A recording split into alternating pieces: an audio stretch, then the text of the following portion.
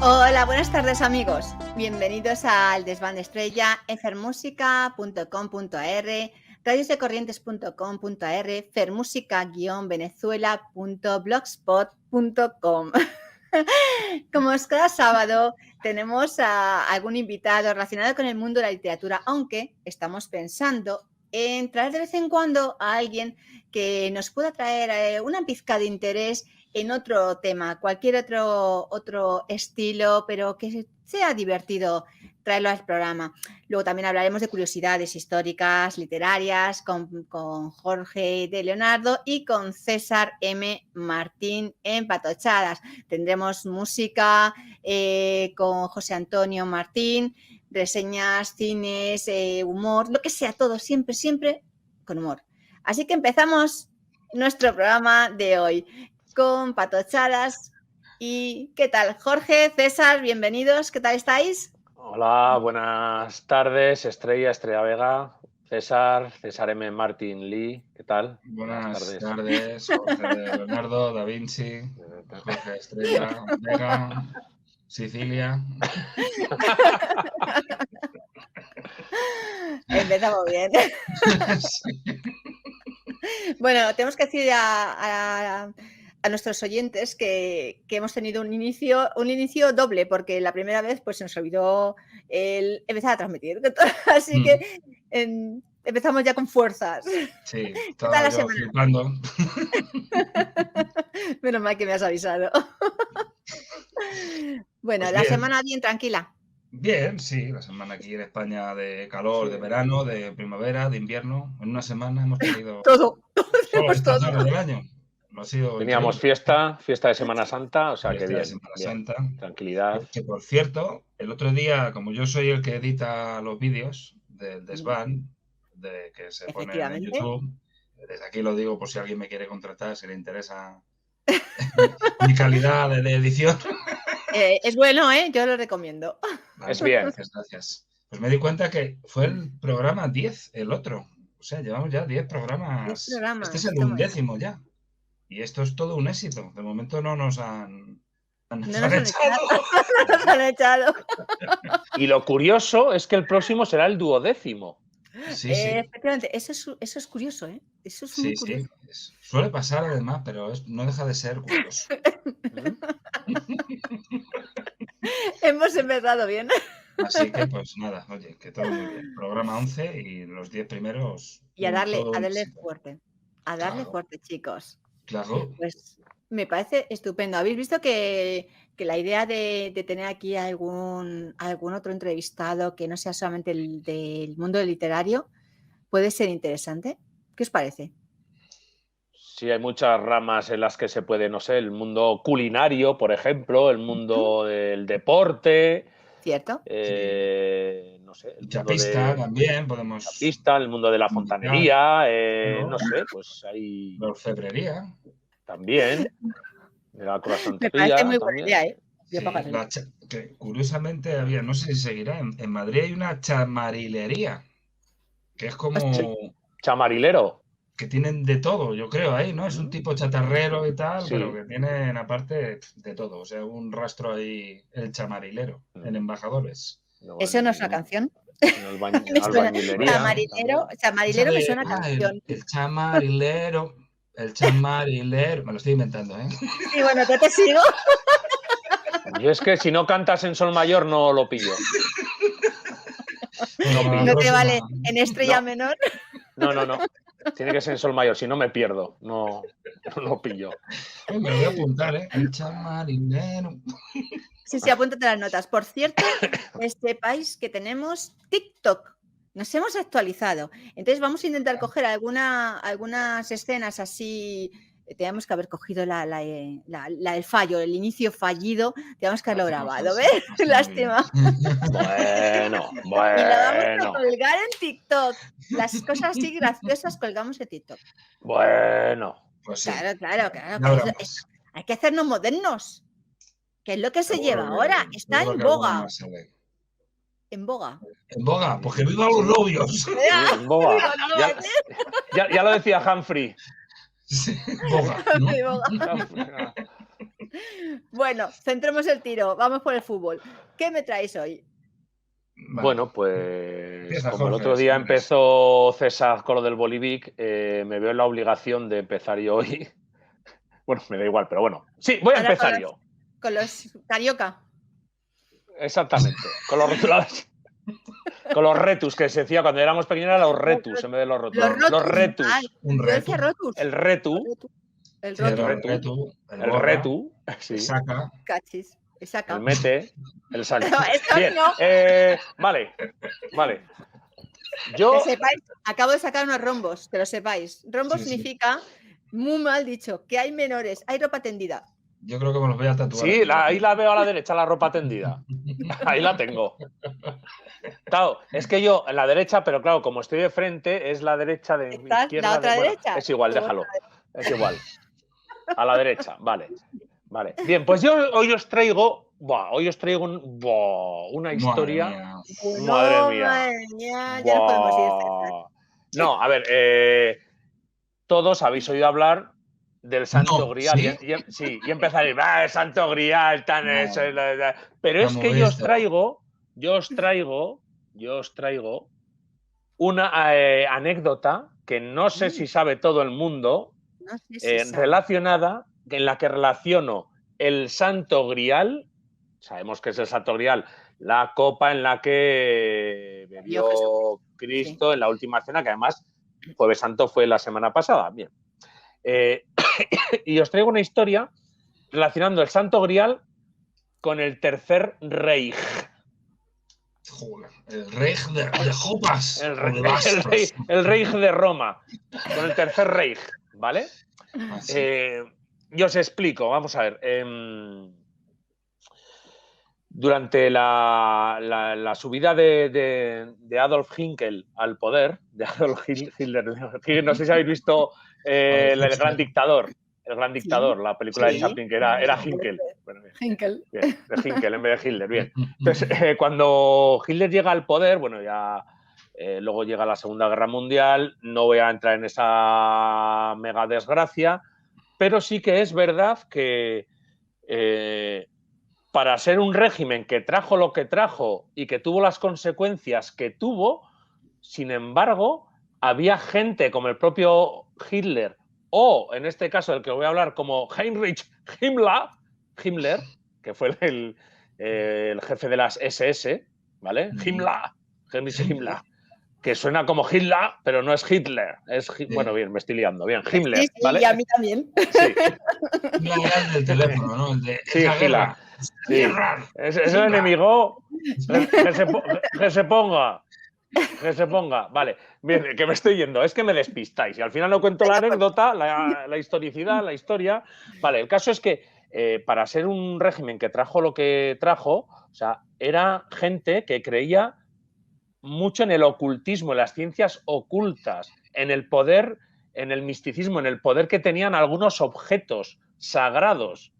Lo cual a nivel racional pues puede, no sé, a mí me crea como un contrasentido el montar la que has montado y sin embargo que luego creas en los poderes que tiene la lanza de Longinos con la que, sabéis, ¿no? O la Arca de la Alianza o el Santo Grial en este caso. Bueno, el caso es que creían mucho en el... De tal manera que crearon, el régimen nazi creó una sociedad llamada, a ver, es que, claro, yo... A ver, sé que paso por alemán, por mi cara y por mi pelo y mis ojos y tal, pero no soy alemán. Entonces, claro, a ver, tengo un problema para pronunciar los nombres germánicos. Entonces, sí, da igual. Bueno, Schweinsteiger, Garmisch-Partenkirchen, Valle de Leverkusen. Que no dices, o los es muy casi como argentino. Valle de Múnich. No sé, bueno, creo bien. Vamos a aprender. Hablamos muy mal todos los acentos, que lo sepáis. Que nos perdonen los argentinos, los alemanes, todos, porque no damos una con los acentos. Bien, bueno, el caso es que es que me despistáis. El régimen nazi creó lo que se llamó una sociedad que era la Ahnenerbe, o como se pronuncie, que era una sociedad que se dedicaba a buscar objetos de estos místicos sagrados, y también la Ahnenerbe se dedicó a buscar el origen de la raza aria. Ya sabemos lo que pensaba Hitler, no quiero entrar tampoco en estos temas, de tal manera que incluso llegaron a hacer una expedición al Tíbet, al Himalaya, creo que en el año 38, pensando que ahí está el origen de la raza aria escandinava, no os digo más. Bueno, pues esta sociedad también se dedicaba a tratar de buscar esos, pues eso, que si la lanza de Longinos con la que se traspasa a Jesús cuando estaba ya muerto, que si el arca de la alianza, la piedra de Scone, que era donde a los reyes de Inglaterra se les coronaba, en la piedra de Scone, ¿vale? Y el Santo Grial. Y entonces, Heinrich Himmler, tenía entre ceja y ceja la búsqueda del Santo Grial. ¿De acuerdo? Del Santo Grial, vale. De tal manera que aprovechando... Es que no sé si decirlo. Bueno, lo voy a decir. Ya que estoy... Yo quiero dormir esta noche. No me tengas ilusión. Aprovechando, sabéis que Adolf Hitler y Francisco Franco se reunieron en Hendaya. En octubre de 1940 se reunieron en Hendaya, pues para que España entrara en la guerra, que al final no entró, etcétera. Vale. Aprovechando ese viaje, Himmler pues estuvo en varias ciudades españolas, San Sebastián, estuvo en Toledo, viendo el Alcázar de Toledo, estuvo en Madrid, por supuesto, y fue a Barcelona, y de Barcelona fue al monasterio de Montserrat, el archiconocido monasterio de Montserrat. Os preguntaréis, porque él pensaba, por eso os digo que es que tuvieron un régimen ahí y sin embargo creían en estas cosas, él pensaba que en la abadía de Montserrat estaba el Santo Grial. Toma ya. Y el 20... Y nosotros sin saberlo. Ahora os explico el porqué. De tal forma que el 23 de octubre del año del Señor, el 23 de octubre de 1940, fue a la abadía de Montserrat. ¿Vale? ¿Por qué pensaba el Reichsführer Himmler? Es que no sé pronunciarlo, el Reich. Espera, el Reichsführer Himmler. ¿Por qué pensaba? Por cierto, lo cual me viene. ¿Vosotros sabéis dónde compraba Adolf Hitler? ¿Dónde hacía la compra? No. En el Carreführer. Perdón, vale, sigo. Perdón, vale. El caso... compraba mantequilla aria.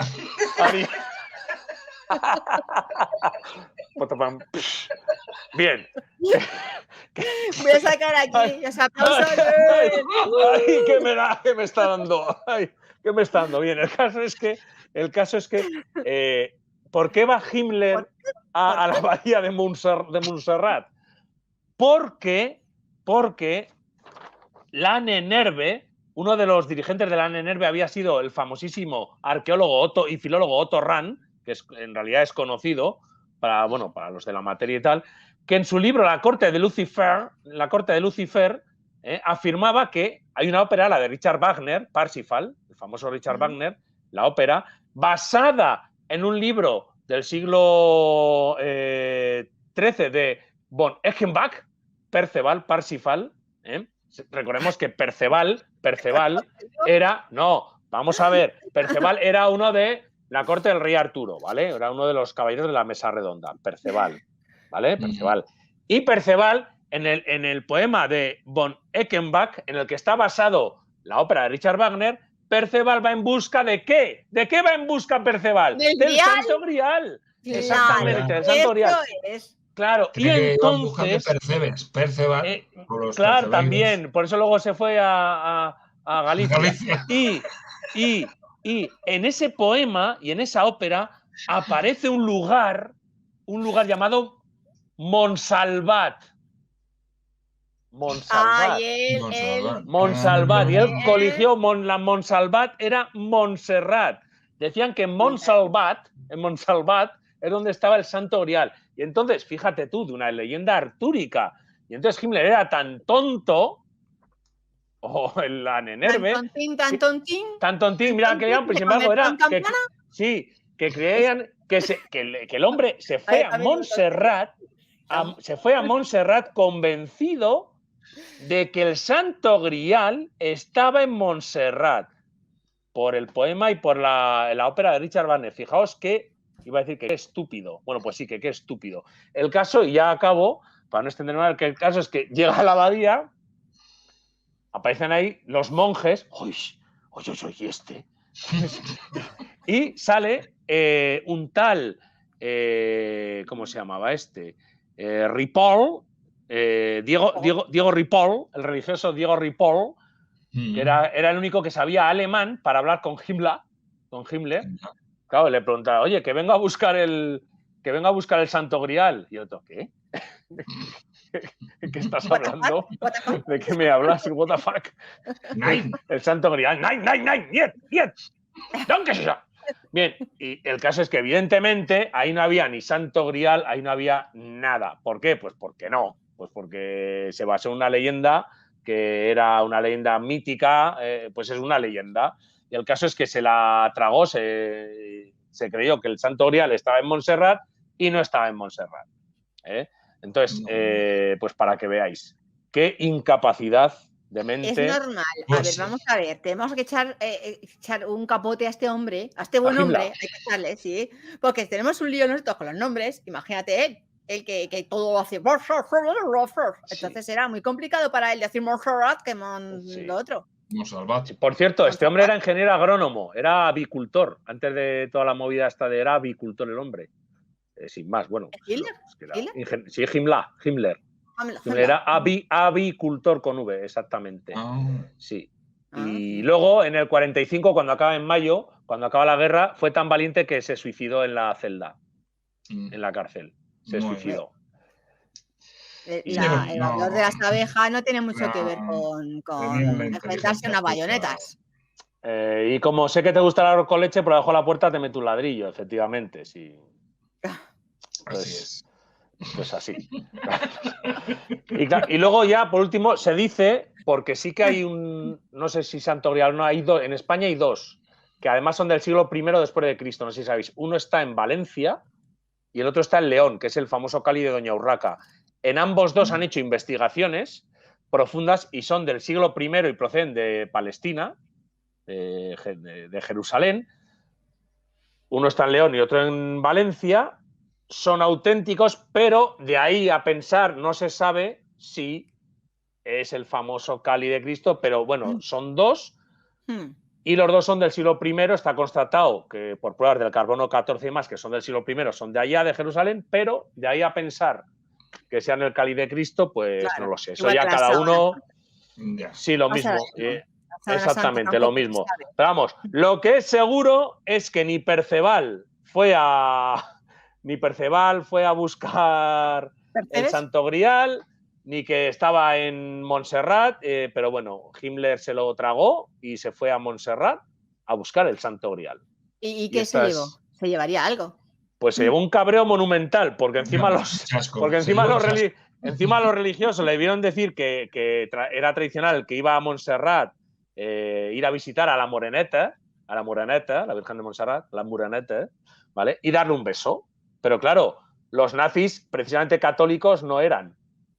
Con lo cual dijo Himmler que sí, que él iba a ir a ver a la Moreneta y que verle la San Segao y a ti te encontré en la calle. Y se fue más cabreado que un mono. Claro, eran protestantes, ¿no? Era de estar todo el día ahí, joder, Jera, no está aquí. Sí, todo el rato por ser santo. Mira, me están llamando ahora, sé qué programa, pero me están llamando ahora en directo, supongo que será mi suegra, así que voy a esperar a que acabe y no lo voy a coger el teléfono. Tu suegra no sabe que tienes directos todas las tardes, que eres una persona muy ocupada. Esto es en riguroso directo, me están llamando, pero no lo voy a coger al fijo, porque todavía tengo fijo en casa. Ah, yo también. Os puedo contar un chiste de Montserrat, si queréis. Ay, sí, venga, dale. Vamos. Ahí. Sí. Venga, va. Pues va un hombre con su pareja por la calle, con su mujer, andando, y se encuentran con otro y le dice, hombre, Paco, ¿cuánto tiempo? Joder, pues aquí estamos, aquí, con mi mujer. Vale. Oye, ¿qué tal tus problemas de amnesia? Dice, fui a un médico muy bueno y me lo ha curado todo perfectamente. Dice, sí, dice, ¿y cómo se llama el médico? Porque tengo un amigo que le pasa como a ti. Pues el médico se llama... Espérate, déjame pensar. Dice, oye, ¿cómo se llama la Virgen esa de Barcelona que está ahí en el monte y eso? Y le dice, Montserrat, dice eso, Montserrat, dice, oye, Montserrat, ¿cómo se llama el médico que me curó la presión?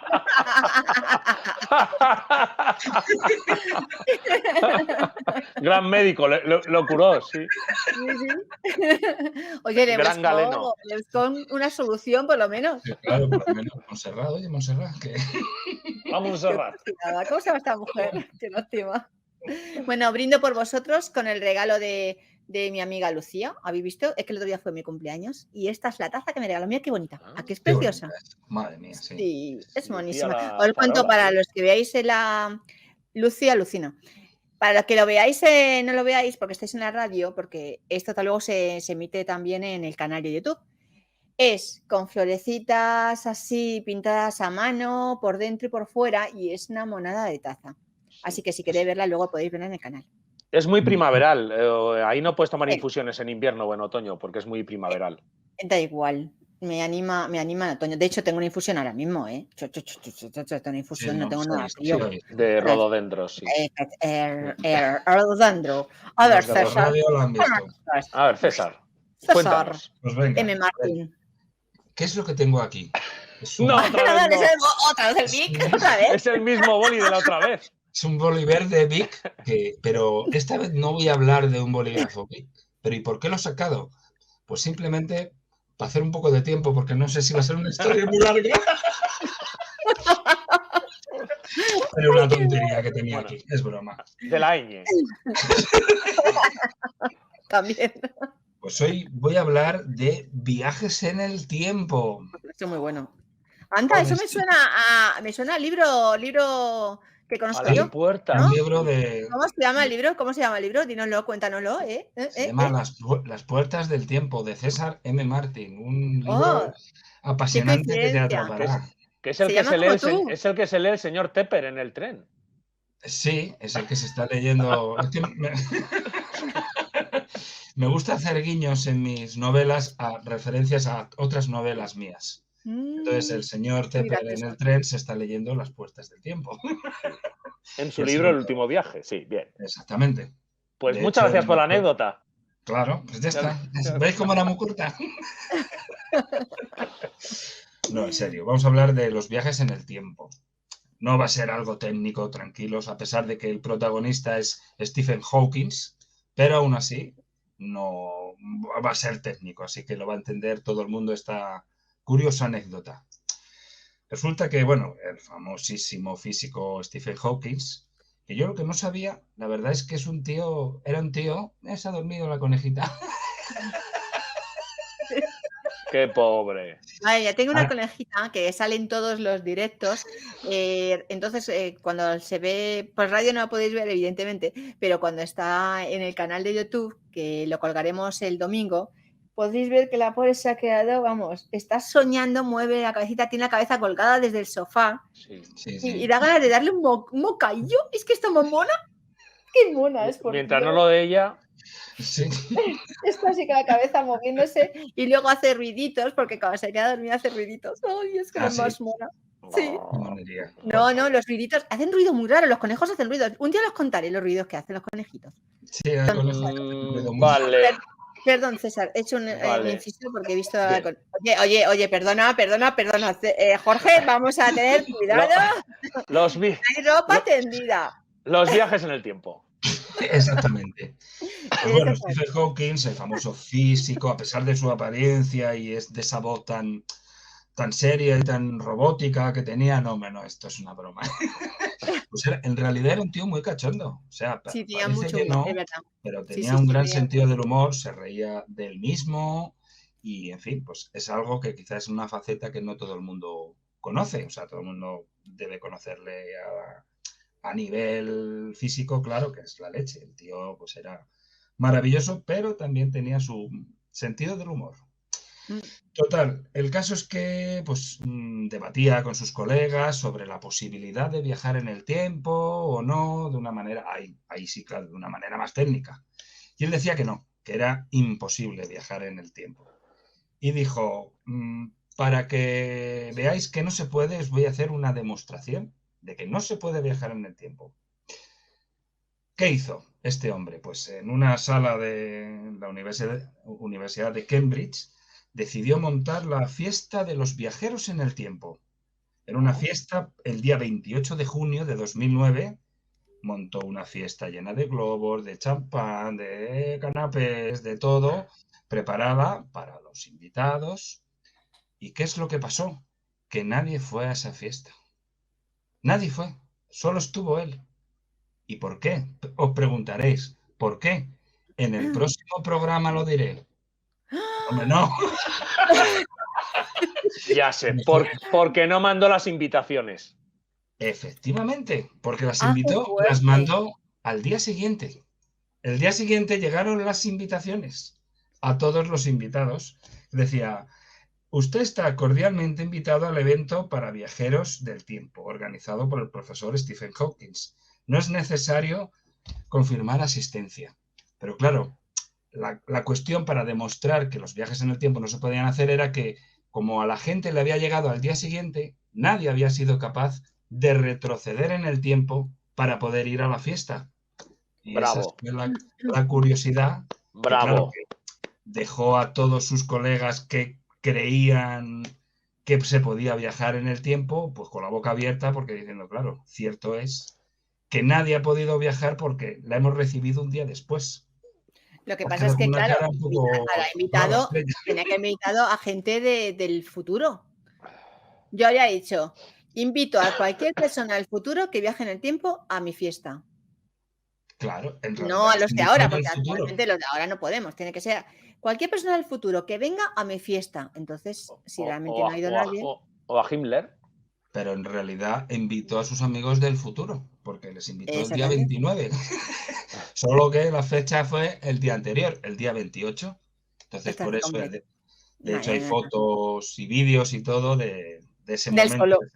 Sale el solo ahí, todo triste, así un poco... Nadie ha venido a mi fiesta.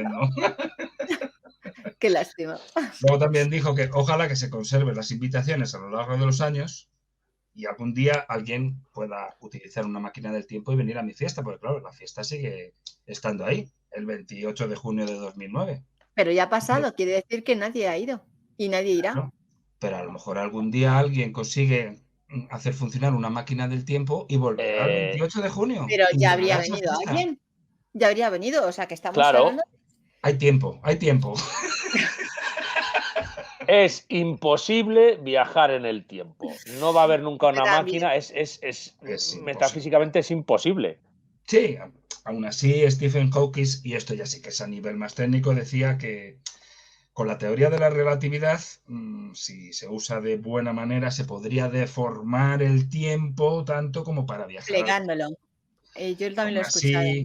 La deformación crearía un rayo de radiación que destruiría la nave y el propio espacio-tiempo, que ahí ya sí que no me entero de nada.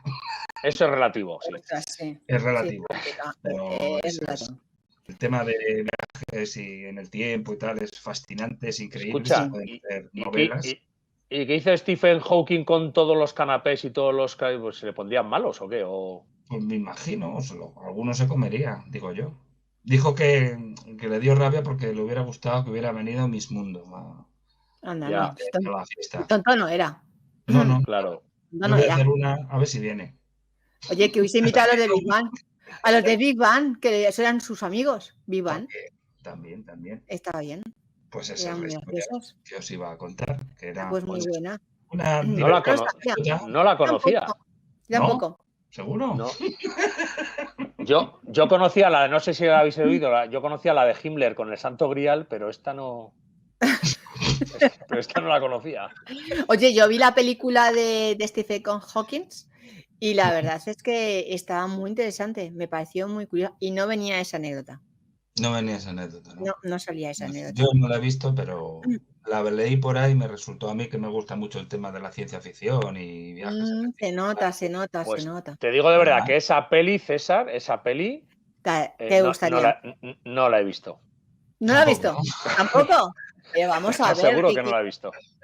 Tenéis que verla. Es que no puede ser. Además lo hace el de Animales Fantásticos, ese tan guapo con el pelo así. Solo porque me insistas que la vea, no la voy a ver. La veré cuando no me insistas. El de la Oye, chica yo no danesa. te insisto, jamás la veas. No debes verla. No lo veas. Cuando no me la insistas, la veas. veré. De momento no la voy a ver. La chica Me niego. danesa sí la he visto, que es el protagonista también de Stephen Hawking. ¿No habéis visto la chica danesa? No. Esa es una peli Vamos a muy tener, bonita. tenemos que hacer algo aquí Mira, para hablar un poco te aseguro, la última película de cine que vi, ¿cuál fue? La de Robin Hood de Rolf Flynn. Ostras, estamos Ya buenos. es sonoro, ¿eh? El cine ya es sonoro, ¿eh? La violetera. Bueno, chicos, acabo de oír un ruido. No sé si lo oís. ¿Qué es ¿Pero ese quién será? sonido? Ay, Voy a abrir la puerta. Voy a abrir la puerta a ver quién es. Muy buenas. Hola, José Antonio. ¿Qué tal? ¿Cómo ¿Cómo estamos? ¡Ah! ¡Riswood! ¿Qué tal? Ahí va. Mira, Gladys y Gladys. en riguroso directo me están llamando otra vez al fijo. Otra vez. Otra vez. No soy- Será mi suegra. No soy yo. No soy En yo. riguroso directo. De nuevo. Otra vez. Es que esto no puede ser. No hay Hay que intimidad. poner el teléfono de góndola, hay que ponerlo en silencio también. Sí. ¿Qué persona sigue Ahogando, teniendo, ahogando. ¿Qué persona sigue teniendo teléfono fijo en la actualidad todavía? Pues yo. Yo también tengo teléfono. yo Y de también. hecho, Ah, me vale. lo suelo apagar o como sé que me llaman ciertas personas de determinado Si yo siempre lo saco del salón. Si yo siempre lo saco del salón, pero hoy se me ha olvidado. Oye, ¿y no tienes una jarra así para meterlo dentro y que se ahogue? Pero entonces petaría. ¿Y cuál es el problema? ¿Cuál es el problema? ¿Quién te llama al teléfono? ¿Quién tu llama? suegra, ¿Quién llama? No, me llama mi suegra, mi madre y luego las compañías estas pesadas de 1000 cosas que... Y no me llama nadie más, la verdad. Pues que llamen al móvil. Como está ocupado, que pues nada. Yo lo que suelo hacer cuando tengo un directo es durante todo el día, antes de conectar, es llamar a todo el mundo, a todo el que conozco. Aunque no tenga nada que decirle, pero ya no tiene excusa para llamar. Y a las compañías también. A las Y a compañías las compañías, a los bancos, a todo el mundo. Absolutamente. A colación de lo que dices, yo lo que hago siempre antes de los directos es no comer nada. ¿Por qué? Para no atragantarme y tener bien la voz, ¿sabes? Relacionándolo con el teléfono, sí, yo no. Ya está. Vale, venga, tira. Y no beber para no ir al baño directamente. Por cierto, yo tengo un aguante. Bueno, ¿cómo hemos llegado a esta conversación? Eso digo yo, ¿cómo he llegado? Siempre es prepararme muy bien todo. A raíz de oídos, se me ha ocurrido un chiste ¿Pero en Squeak? sobre la película, sí, como el de Squeak, exactamente. Grumitos.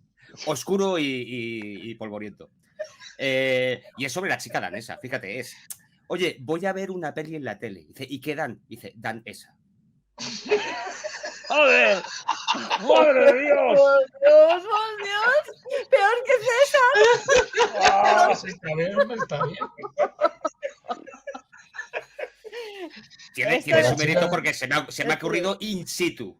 Pues es una peli, joder, si no la conocéis, cago en la leche. Es de un hombre que se quería hacer mujer y se operó en los años 20 o 30, por ahí.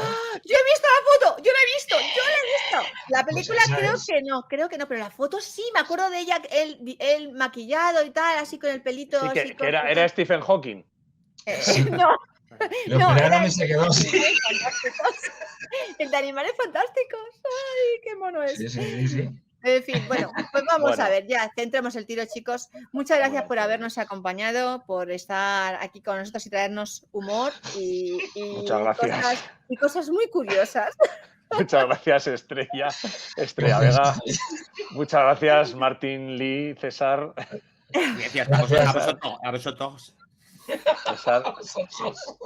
Y bueno, José Antonio, Martín, Lee. Martín también. Bueno, pues nada, chicos, el próximo sábado nos volvemos a ver y a ver qué nos traéis. Muy bien. Un besito. Muchas gracias. Besos. Buenos, adiós. chao. Hasta luego. Bueno, pues Estrella, como siempre nos quedamos solos. Vamos a dar un paso a la transición, que eso es muy importante. Quiero que oigan tu música. Ah, bueno, es verdad, la transición es importante. Ahí va.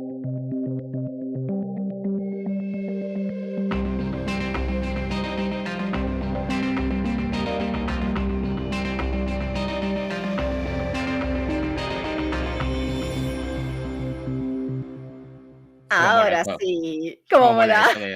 de oír tu música aquí en este Vamos programa. a ir tu música. Tendré que hacer algún tema más también, a ver si vamos implementando la música y actualizándola poco a poco, que Bueno, ahora me gusta mismo estás mucho muy componer. ocupado, ¿no? Ahora estás Sí, ocupado con músicas. estoy preparando una cosilla, un libro con músicas para ver si sale para Navidad y estoy liadísimo, porque el tema de la masterización y Mm, porque ya están hechas, pero tienen que sonar bien, entonces es una pesadilla, la verdad, es es la parte complicado. más pesada de componer.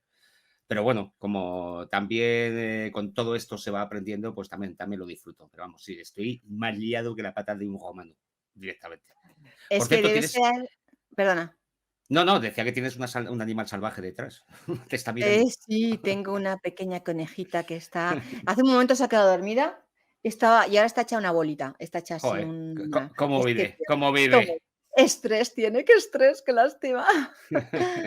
Pues estaba diciéndote que de lo de masterizar y todo eso, que es lo más pesado, debe ser como para un escritor el comienzo de la revisión. Yo ahora Sí, estoy con además, la revisión y estoy de verdad pensando, diciendo: "Dios mío, me queda por delante mucho trabajo, mucho". sí. Pero es que además lo mío es doble, Mm. porque tengo que masterizar la música, pero me pasa lo mismo que a ti, porque como también es un libro lo que voy a publicar, pues encima tengo que también que Revisar el corregirlo y libro, repasarlo, con lo cual es bastante pesado, mucho trabajo. bastante pesado. Bueno, Pero tienes bueno, hasta mira, diciembre he buscado un huequecito para hablar hoy. para venir aquí. A ver qué nos cuentas hoy. Pues mira, hoy En la voy a nota relatar indiscreta. ¿Qué nos cuentas en en la la nota nota indiscreta? indiscreta. Hoy voy a relatar lo que es quizá el mayor escándalo de la historia del pop, que fue bastante sonado y yo creo que todos recordamos un poco por qué fue, pero no, digamos, el intríngulis, ¿no? De lo que pasó realmente. Se trata del dúo Milli Vanilli, que yo creo que sabéis quiénes son, ¿no? Y Sí, yo creo sí, que me todo el mundo los encantaban, conoce. me Fueron, encantaban. fueron un éxito rotundo. Em, a finales de los años 80 vendieron millones de discos y cosecharon numerosos premios, entre ellos un prestigioso Grammy que luego tuvieron que devolver.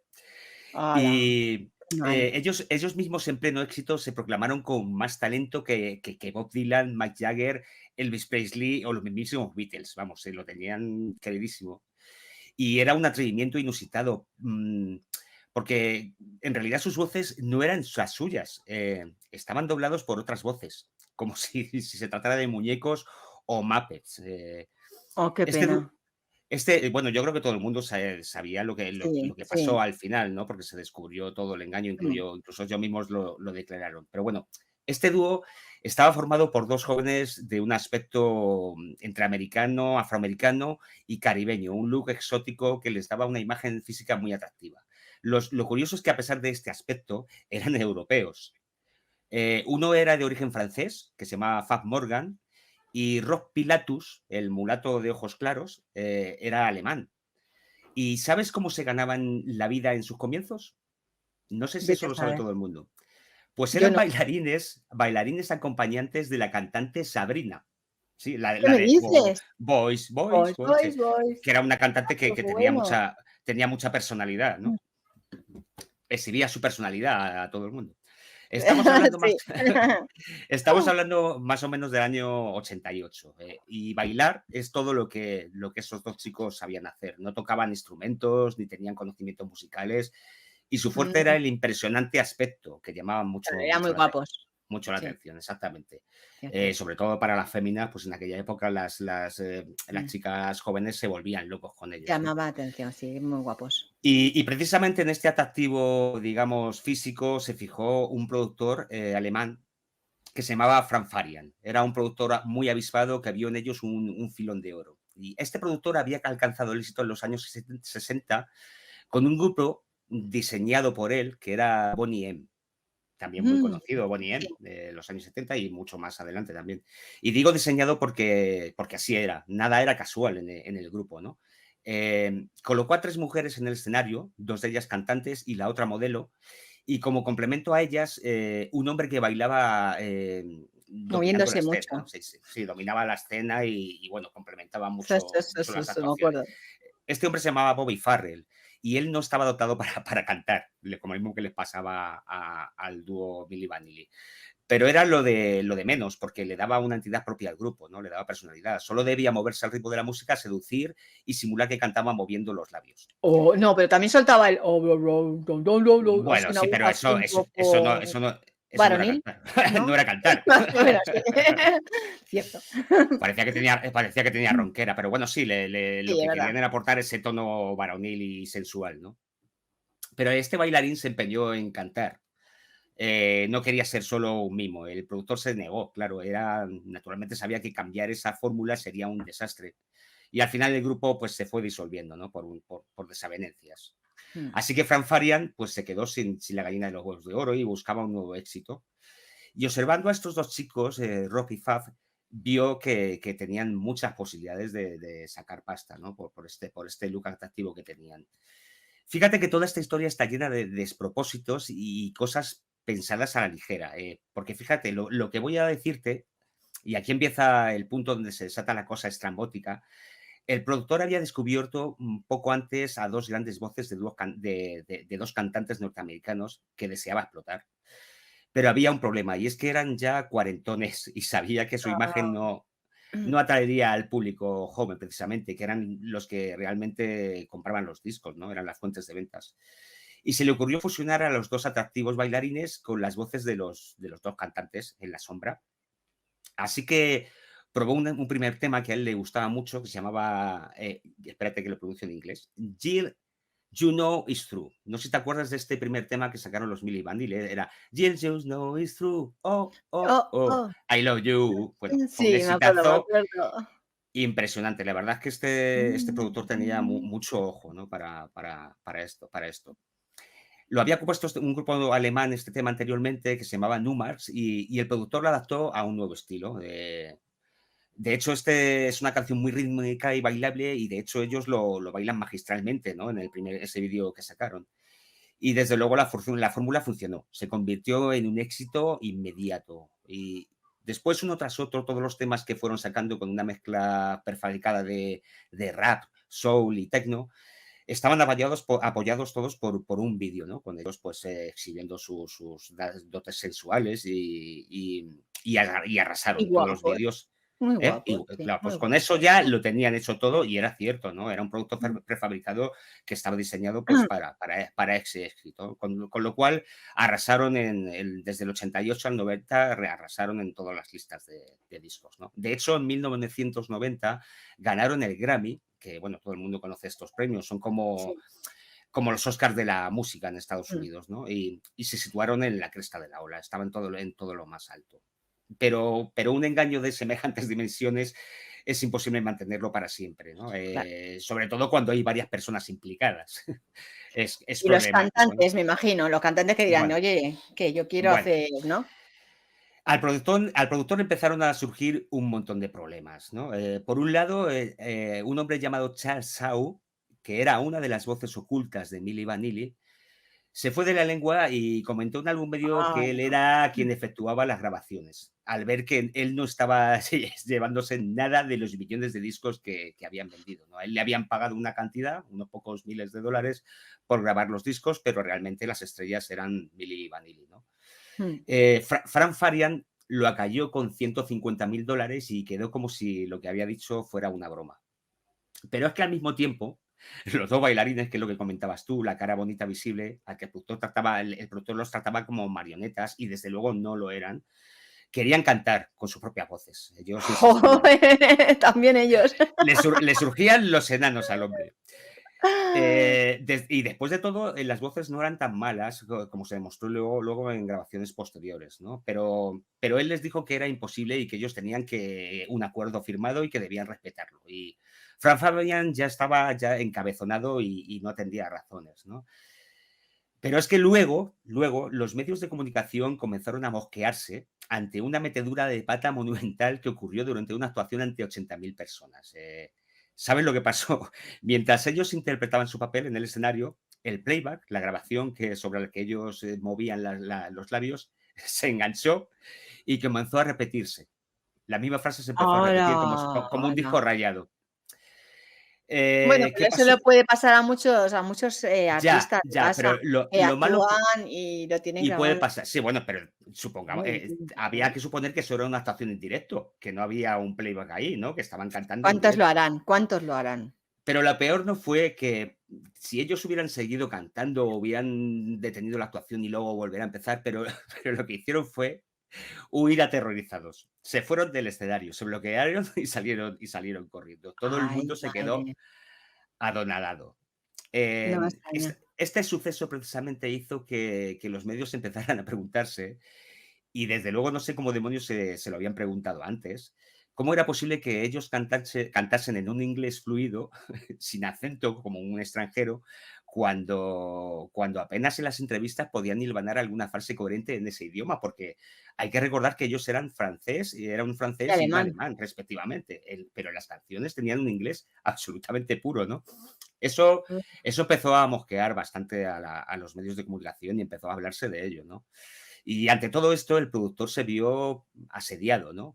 Por las sospechas y por el propio dúo que no paraba de remachar en que ellos querían cantar sus propias voces. Y al final el hombre se venció y decidió declarar públicamente la verdad. O sea, el tío hizo una rueda de prensa y dijo lo que pasaba, ¿no? Y tras esta confesión, que fue un escandalazo, 4 días después, a Milli Vanilli se les retiró el Grammy, y además de forma humillante, en una rueda de prensa que les faltó prácticamente abofetearles, y Ay, qué vergüenza. encima la discográfica borró cualquier rastro de los álbumes que habían sacado de su catálogo. Fue una caída en picado, en picado. El caso es que un año después, en 1951, yo creo que el productor, sintiéndose mal por no haberles dejado ¿51? sacar... No, no, ¿he ¿51? dicho 51? No, no, es ¿Ostras? 91. Qué Oye, susto, digo, sí existen los viajes en el tiempo. Sí, sí, sí, te veo que sí, digo, Eso hay ¡hala! que Llegaron, decírselo. Qué yo pena que no juraría esté que Stephen Hawking. Bueno, el caso, en el 91, un año después de haberles retirado el Grammy, el productor, yo creo que sintiéndose mal por no haberles concedido antes de todo este escándalo el que ellos cantaran, ¿no? Intentó relanzar la carrera de ellos, de los dos amigos, con un disco que se llamaba, y fíjate qué mala idea, se llamaba The Real Milli Vanilli. El disco se llamaba Los Milli Vanilli Reales. Es un título muy desafortunado.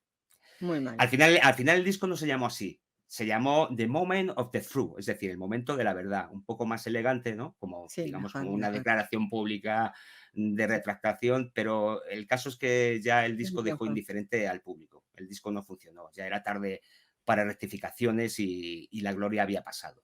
Sin embargo, 2 años después volvieron a intentarlo. La verdad es que eran constantes. Yo creo que se habían visto con tanto dinero y con tantos discos que caer en picado Tenemos que les, intentarlo como sea. les supo muy mal, ¿no? Y entonces ellos sacaron otro disco con el nombre de Rock y Fab, es decir, así, en plan íntimo y sincero. Pero vendieron 2.000 copias, que es una Mm, auténtica porquería comparado con los millones de nada, álbumes que habían nada. vendido, ¿no? Que prácticamente lo compraron los familiares y los amigos, 2.000 copias. Y tristemente se intentó sacar un tercer disco en 1988, pero ocurrió un trágico suceso. Es decir, Rob Pilatus, el integrante de Ojos Claros, el que parecía el más guapo, ¿no? Falleció en Alemania por una sobredosis de fármacos, ¿no? Ay, qué pena. Le encontraron muerto. Se decía que el artista no había levantado cabeza, convirtiéndose en un adicto a las drogas. Falleció a los 32 años, jovencísimo. Qué lástima, Fue, qué fue pena. una pena, porque después de todo, tampoco eran los culpables, ¿no? Ellos fueron No, bastante sí, manipulados, sí. efectivamente. Eran muy jovencillos. ¿Y Mm. qué pasó con el otro? ¿Qué pasó con Faz Morgan? ¿Qué pasó? ¿Qué Pues te va a pasa? sorprender, porque al final se unió con Charles Shaw. ¿Recuerdas quién era Charles Shaw? Era la voz oculta original. Sí, sí, el verdadero.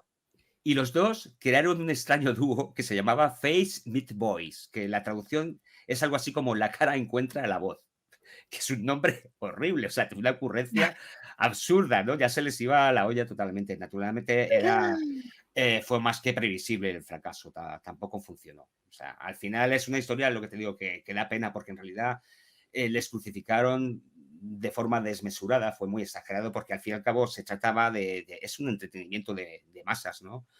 Y hay que tener en cuenta que incluso hoy día hay mucha falsedad, entre comillas, en la industria musical. Y me refiero a que muchas voces están adulteradas en el estudio. Sí, muchísimas. Por el autotune, que yo odio el autotune, no me gusta que una voz natural sea Ponen modificada ecos. sintéticamente. Mm. Y además se recurre también mucho, lo que decías tú, tristemente se recurre mucho a los playback en los directos, porque es muy difícil mantener una buena voz mientras te mueves Cantando y bailando. durante 2 horas. Yo he visto cantar a Madonna en directo y es verdad que no era un playback, pero Madonna tenía un show en el que bailaba mucho, o sea, salía con coreografías y a la media hora Madonna ya no tenía voz. Se ahogaba. No tenía voz. Entonces, claro, hay que ser un artista con mucha potencia. Yo solo he visto actuar así con esa potencia y mantenerla, bueno, solo yo, claro, es decir, que habrá otros artistas, pero yo me fijé sobre todo en Freddie Mercury, ¿no? Que tenía una voz impresionante y le quedaba incluso resuello para cantar con todo el estadio, ¿no? Hay que tener una voz muy potente. Y mucho aguante, ¿eh? Mucho aguante también.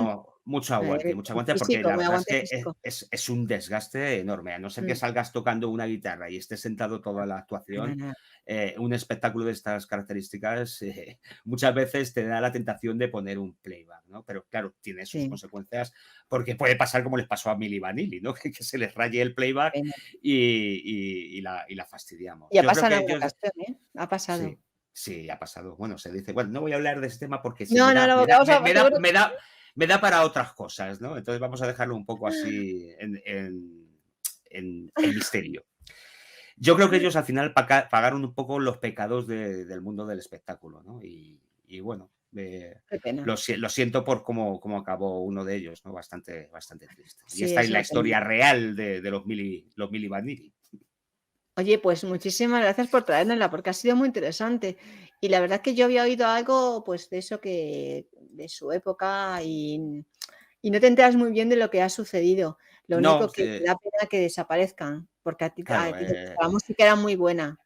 Date cuenta que después de esto la historia sigue construyéndose, ¿no? Y en aquel momento, pues yo también era muy jovencito y oí algo de ello y que desaparecieron instantáneamente. Fíjate, yo no sabía que la discográfica había borrado incluso los discos del catálogo, ¿no? Olvidándolos totalmente. También eso es demasiado exagerado. Y bueno, esa parte y todo lo que ocurrió posteriormente, yo creo que era interesante contarlo porque no lo sabía, no lo sabe todo el mundo. No se sabía, qué pena. Pues nada, muchísimas gracias, José, y espero que la próxima vez nos traigas otros secretos y otras curiosidades relacionadas con la música, ya sea de películas, de bandas sonoras, de cantantes, lo que tú quieras, incluso de la música de las estrellas, si quieres. Yo seguiré indagando y, por cierto, tengo que saber la fórmula de relax de esa coneja que tienes detrás, porque es que lleva, no sé cuánto tiempo lleva ahí tumbada. O sea, yo no sé si incluso está escuchando el programa, ¿eh? Es amor, simplemente. Te doy cariño y amor. No se despega. Muchas gracias por acompañarnos, José.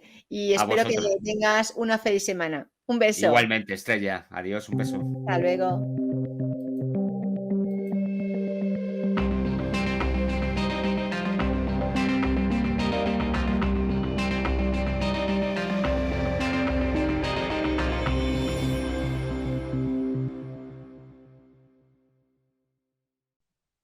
Hoy tenemos como comentaba antes, si no estabais, a Ana Merino. Ana Merino Norberto es una novelista, es una poeta, dramaturga. Bueno, la verdad es que si veis su biografía, os encantará esta persona. Bienvenida, Ana. Es un placer tenerte aquí. Para mí el placer también. Estoy encantada y además aprendiendo mucho de tecnologías, lo cual está muy bien.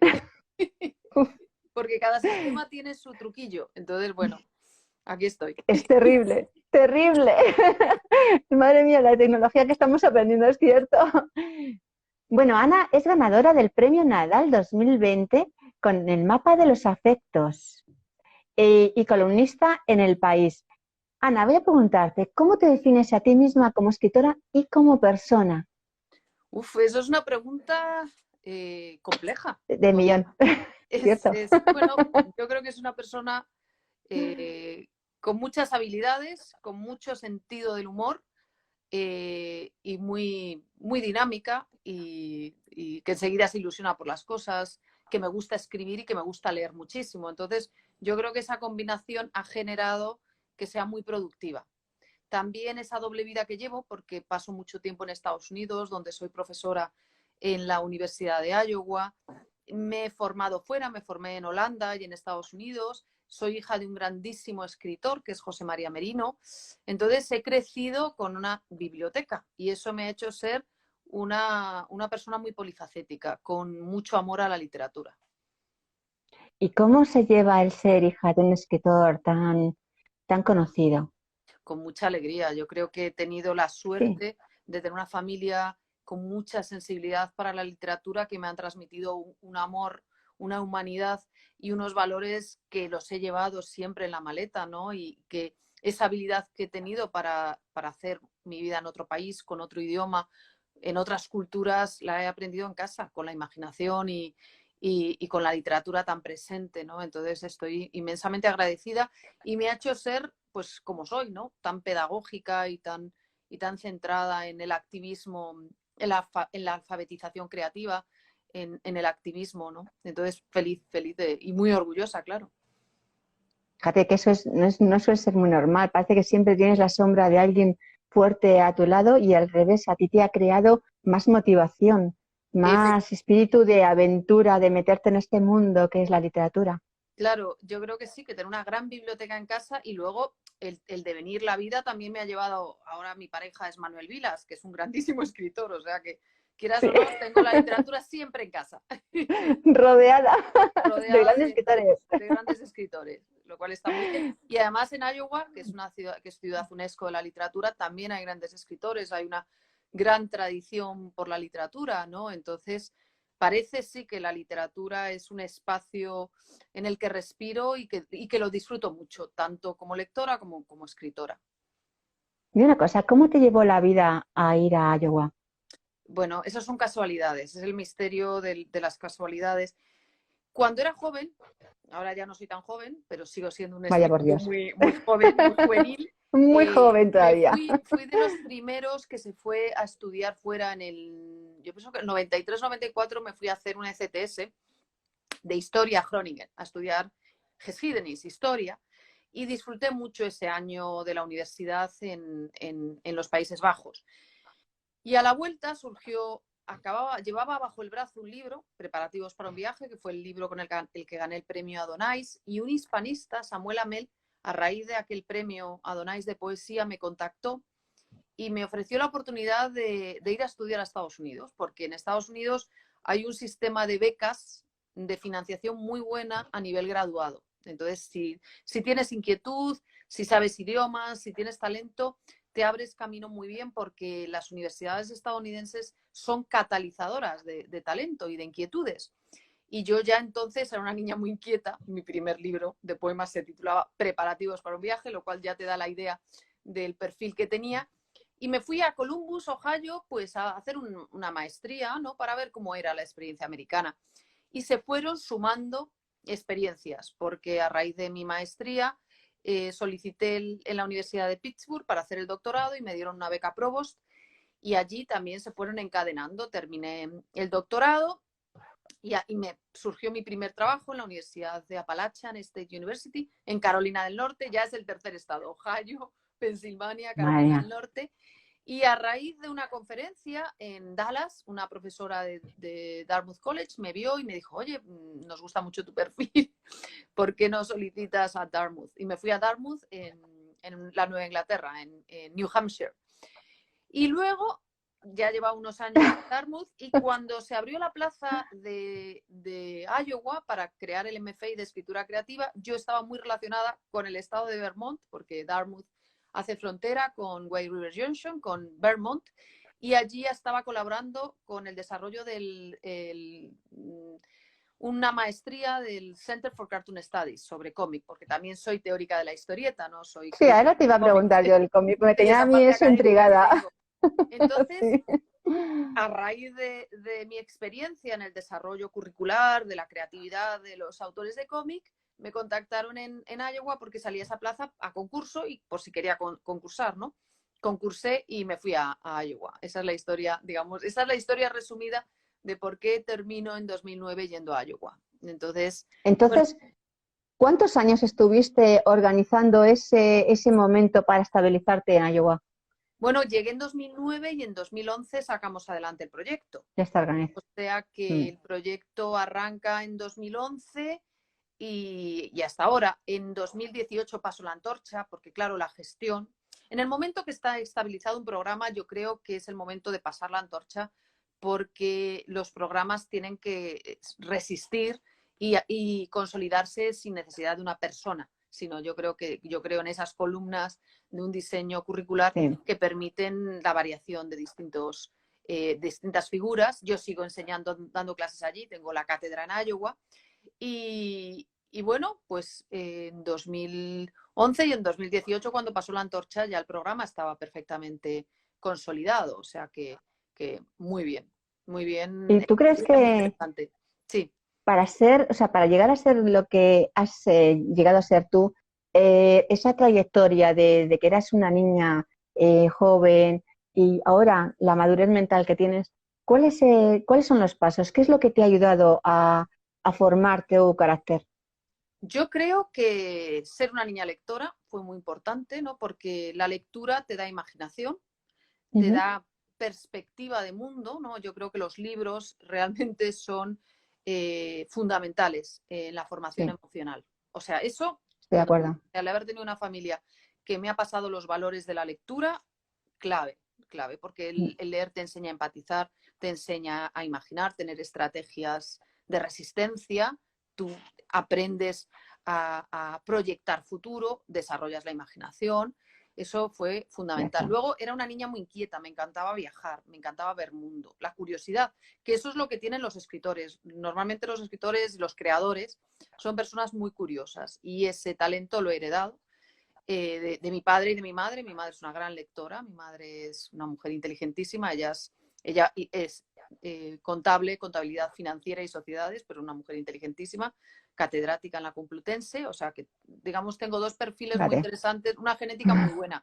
Por un lado, esa creatividad literatura, esa literaria, pero también un sentido práctico de la vida que te hace adaptarte muy bien a diferentes culturas, porque las culturas no solo es las diferencias de esas personas, es también la climatología, los modos de vida, o sea, hay muchos elementos muy interesantes y que necesitas adaptarte. O sea, en los países en los que he estado, pues el frío extremo, por ejemplo, Iowa pasamos mucho frío en el invierno, son inviernos muy duros, donde ese tiempo de recogimiento, de estar a 20 bajo cero, hay que saberlo aprovechar de una forma vitalista. Entonces, yo lo dedico a leer, a hacer proyectos, a escribir, a pensar. El invierno no se convierte en una jaula, sino se convierte en un espacio de meditación y desarrollo de ideas, ¿no?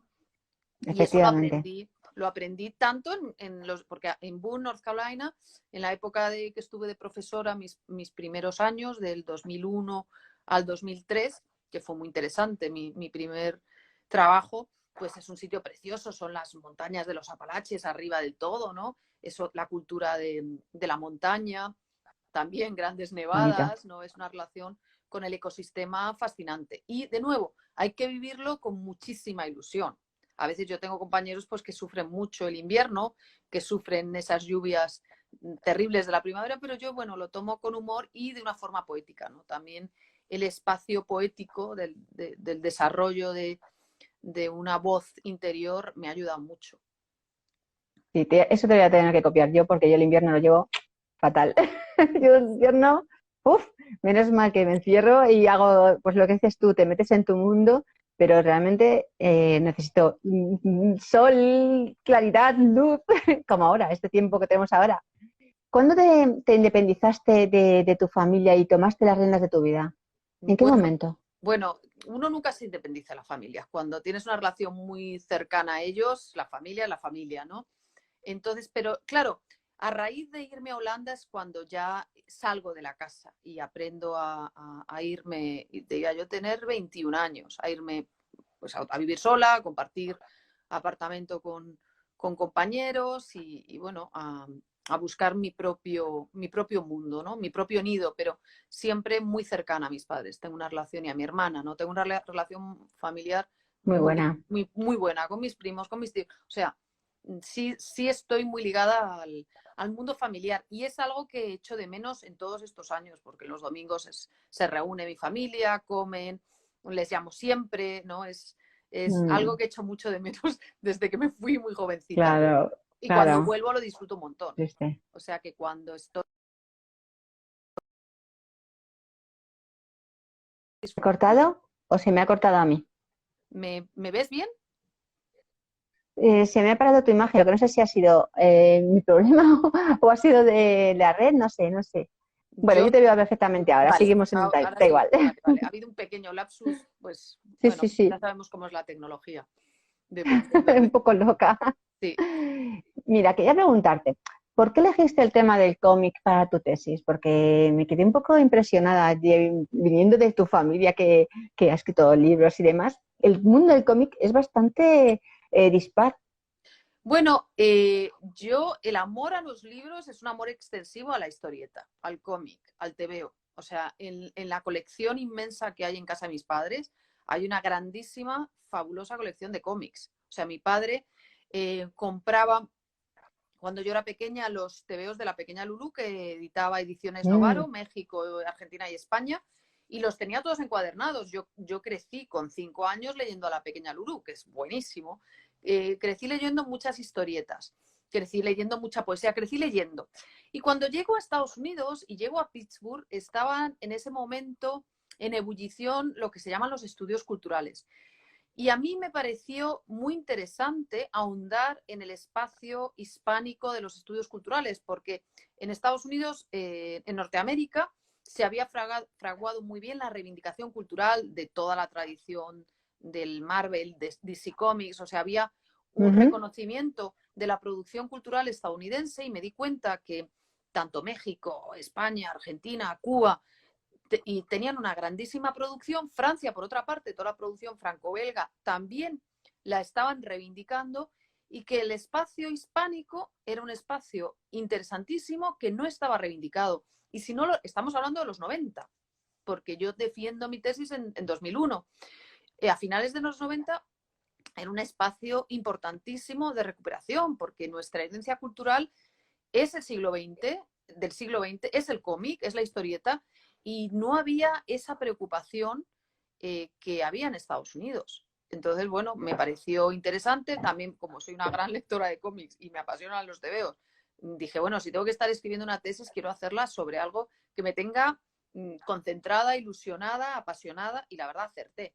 Porque claro, yo era la investigadora que se iba a los congresos, a la Comic Con de San Diego. ¡Qué bueno! Claro, porque en la Comic Con estaban todos los enamorados del cómic, todos los frikis, pero también había un pequeño grupo de estudiosos que nos reunimos, que nos ponen unas salas, en fin, lo he pasado muy bien, no me puedo quejar. Me dicen siempre, ¿cómo estás siempre tan joven, tan dinámica? Yo siempre le digo que porque sigue siendo niña. Son las historietas. Y también eso, abrir campo, recuperar materiales, concienciar para que las bibliotecas adquirieran esos materiales. Ahora ya el cómic se ve desde otro punto de vista, han pasado 30 años y ha adquirido una entidad a través del concepto de novela gráfica. Las editoriales literarias han abierto un espacio a la edición del libro cómic, pero en mi época, cuando yo era jovencina, no. O sea, me miraban, es más, algunos profesores tuvieron reservas porque dijeron, ¿cómo? Una poeta, porque cuando voy a Estados Unidos en el 95 ya había ganado el premio Adonais. Adonais es un premio muy prestigioso y se me daba muy bien el análisis de la poesía. Pero dije, mira, ese es un espacio que hay muchas personas interesadas y creo que el del cómic está en un momento de urgencia. Necesitamos reconstruir, estudiar, abrir campo. Entonces, todo lo que sea abrir campo me parecía importante, sobre todo para el hispanismo, ¿no? En Estados Unidos, en ese mundo anglosajón. Entonces, nada, me lancé al tebeo en plancha y bien. Fue una experiencia muy buena, la escribí muy rápido, me lo publicó Cátedra Signo e Imagen, ese libro, el cómic hispánico. Muy bien. He seguido publicando mucho artículo académico, a veces los publico en español, otras veces en inglés, depende del ámbito lector o de las revistas. Luego saqué una monografía sobre Chris Ware, antes de que fuese el Chris Ware que ahora tan reconocido. También escribí 10 ensayos con Eolas Universidad de León para pensar el cómic, otro libro teórico académico. Y me acuerdo que monté una exposición, era 2003, el verano del 2003, en la Semana Negra de Gijón, a los que quiero mucho, a los compañeros de la Semana Negra. Y en aquella época, estamos hablando de 2003, me traje a Gary Groth, el editor de Fantagraphics, a Jessica Abel, a Chris Ware, a Joe Sacco, a Charles Burns, o sea que fue una exposición y bueno, me acuerdo que fue una programación en la Semana Negra de cómic que fue espectacular. Y yo era muy joven y tenía una energía. Pero, ¿te centrabas en el cómic español o me refiero estilo Esther y su mundo Claro, o algunos claro, o te centrabas en manga o ahí tenía cabida todo? No, digamos, mi tesis se centra en el concepto del intelectual, el autor de cómic. Entonces, me centro en la producción española de entre los 50 y los 60. Lo mismo en Cuba, en Argentina. O sea, en Argentina trabajo la figura de Ostergel. O sea, trabajo personajes, Escobar, Petra criada para todo. Trabajo personajes del TVO muy importantes. Autores como Escobar, que había generado un personaje como el de Petra, que era reflejo de esa sociedad, de las construcciones de poder, sí. y analizo esa figura del autor de cómic de esas épocas, en ese contexto, y qué tipo de producción generan en diferentes contextos políticos, ¿no? Y cómo el cómic dialoga con la sociedad y las estrategias de producción autoral. Luego, cuando me traigo al cómic alternativo estadounidense a España, era porque estaba investigando el cómic, seguía en la línea del cómic de autor, pero estaba estudiando figuras estadounidenses igual, de autoría, de creatividad autoral, con voces muy potentes y con voces con texturas literarias. Tengo compañeros que trabajan el manga, tengo compañeros que trabajan el cómic de superhéroes y es muy interesante y a veces establezco diálogos, pero a mí me interesa mucho la idea del cómic autoral, el que es capaz muchas veces, aunque también hay trabajo en equipo estupendo, pero de conjugar la trama y el dibujo, ¿no? Que combina esos dos talentos, aunque sí también he trabajado la relación Ostergel-Brecha o Solano López, ¿no? En un cómic tan fascinante como El Eternauta, ¿no? Pero ese es un ámbito que me interesa mucho. Bueno, y luego como lectora pues estoy continuamente viendo cuál es la producción y el tipo de obra que se hace y cómo ha ido evolucionando, ¿no? Porque estaba el seriado.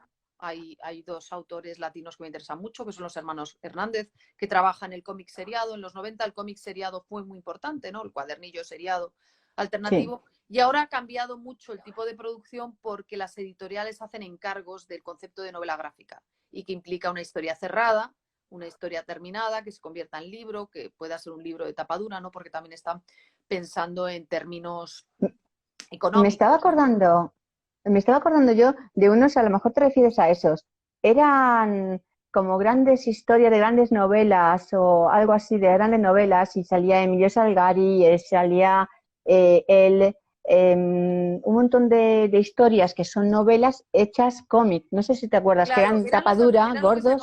Exacto, las novelas ilustradas. Eran las novelas ilustradas. Esas, las novelas ilustradas. Digamos que adaptaban el lenguaje de las grandes novelas de aventuras e introducían páginas de adaptación de cómic. Eso es muy interesante. Lo que pasa que ahora la novela gráfica, o sea, eso fue un tipo de estrategia de venta de novela juvenil en el que los editores se dieron cuenta de que el lector de cómic sentía una inquietud especial y que para hacer accesible determinado tipo de literatura, el cómic establecía un diálogo interesante, ¿no? Y es un tipo de libro... Abría puertas totalmente a la juventud.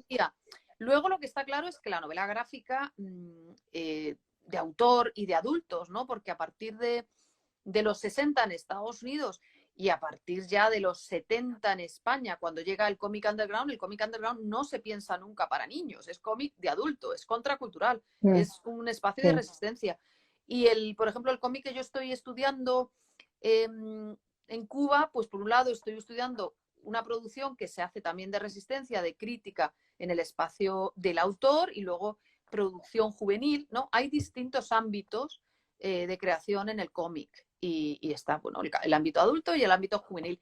Hay una tendencia a asociarlo al lector juvenil, y es cierto, y infantil, que los que hemos leído cómics de niños y de jóvenes, luego tenemos mucha más predisposición a leerlo de adultos, pero hay grandes cómics, Carlos Jiménez, Paracuellos, que fue un cómic seriado, sin embargo se convierte en un libro fabuloso donde recopila todas las historias de esos niños, ¿no?, de la posguerra, y es impresionante, ¿no? O la figura de Paco Roca, ¿no?, que ha tenido muchísima repercusión con su novela gráfica Arrugas, o todo el trabajo maravilloso que hizo el recién fallecido Miguel Gallardo con su novela gráfica María y yo, pero si ves su etapa de Makoki Underground es también muy interesante y es distinto, ¿no? Entonces, la novela gráfica, digamos, se ha ido consolidando en el siglo XXI con un espacio lector muy abierto, donde personas que no necesariamente crecieron leyendo cómics, sin embargo, son capaces de engancharse en lo que puede ofrecerles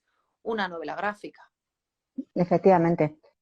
Vamos a ir por otro lado, porque yo quería saber cuáles sean tus referentes literarios. Yo creo que directamente todo lo que has leído de niña, lo que has leído de tu padre, todo aquello te ha influenciado en alguna forma, de alguna forma. Sí, yo creo que leer siempre marca, y crecer leyendo, ¿no? Crecer leyendo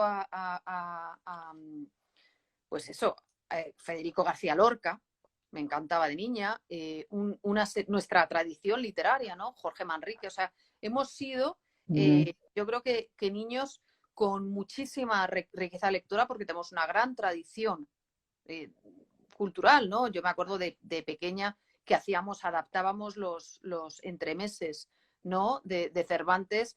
Había adaptaciones infantiles y actuábamos en el colegio, y me acuerdo de preparar todas aquellas cosas, o sea, las obras de teatro esas. Las obras de teatro que adaptaban para niños con esos grandes iconos. Entonces, yo fui muy lectora, aprecié mucho el leer, ¿no? Me recuerdo leyendo siempre, o sea, y me acuerdo, por ejemplo, que leí con 13 años 100 años de soledad, y que me lo leía en el parque, en el jardín de juegos del colegio, y una de las profesoras avisó a mi madre: oye, que esa está leyendo un libro que a lo mejor es un poco, no es para su edad, ¿no? Cierto que como cuando lees un libro muy, muy joven, te percatas de aspectos plásticos y aspectos narrativos que luego cuando relees ese tipo de libros lo captas de otra manera. La lectura que yo hice tan joven fue muy diferente a la que hago después, pero con 14 años me marcó muchísimo La Metamorfosis de Kafka. O sea, hubo lecturas terrible. Que luego, me fascinó. Eso con 18, el primer año de carrera, me pareció fascinante Proust. Me leí los 7 volúmenes de Proust, o sea que el leer me daba muchísimas herramientas, ¿no?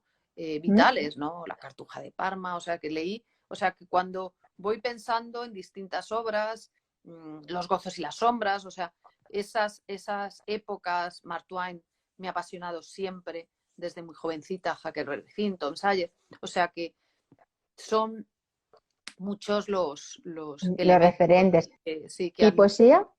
Poesía, claro, me encantaba Lorca, me encantaba Juan Ramón Jiménez, me encantaba Cernuda, me encantaba Gabriela Mistral, Neruda, o sea que ha habido también mucha poesía muy plástica, muy rica. Me encantaba San Juan y Santa Teresa.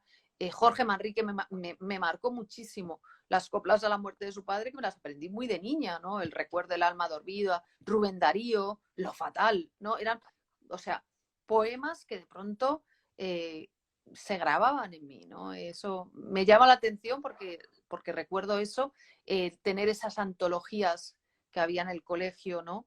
Que llevaba de distintos poetas, ¿no? Eso me encantaban. Las antologías era algo que me fascinaba.